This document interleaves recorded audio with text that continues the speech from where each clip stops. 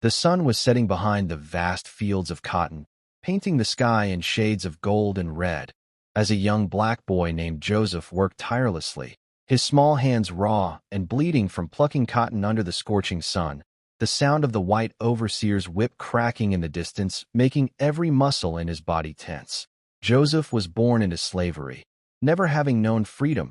His mother died when he was only 7, whispering to him with her last breath, "One day, you must run, no matter what it costs." And her words burned inside him like an eternal flame.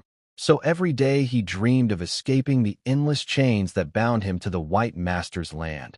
Until one night, when the sky was covered in thick clouds and the moon hid its face, Joseph saw his chance.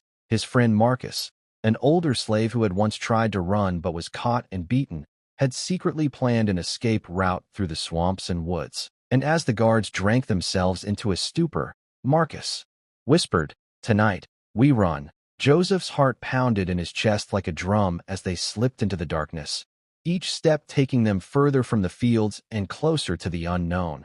The sound of dogs barking behind them growing louder, and branches tearing at their clothes and skin, but they did not stop.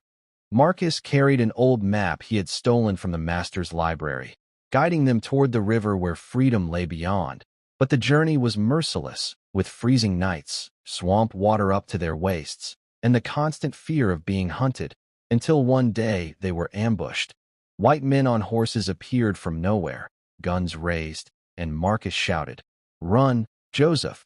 pushing him into the thicket before facing the men alone. Joseph kept running, tears blurring his vision, hearing the echo of a gunshot that tore the night apart, his legs trembling but refusing to stop until he finally reached the riverbank at dawn, where a small boat was waiting, manned by abolitionists who risked their lives to save slaves.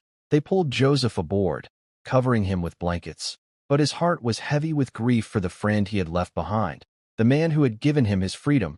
Days later, Joseph reached a safe house in the north, where for the first time in his life, he was given clean clothes, warm food, and a bed.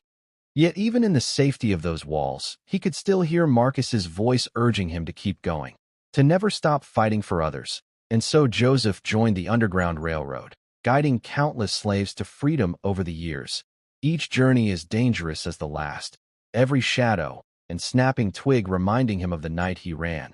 When slavery was finally abolished, Joseph returned to the place where Marcus had fallen, the forest now green and alive with birds flying free in the sky, and there he placed a stone carved with Marcus's name into the earth, whispering, "You won, my brother. You won," as a soft wind blew through the trees carrying the scent of wildflowers. And in that moment, Joseph knew that Marcus's sacrifice would live forever, for slavery could chain the body but never the soul, and as long as one heart beats for freedom, its echo will be heard for generations.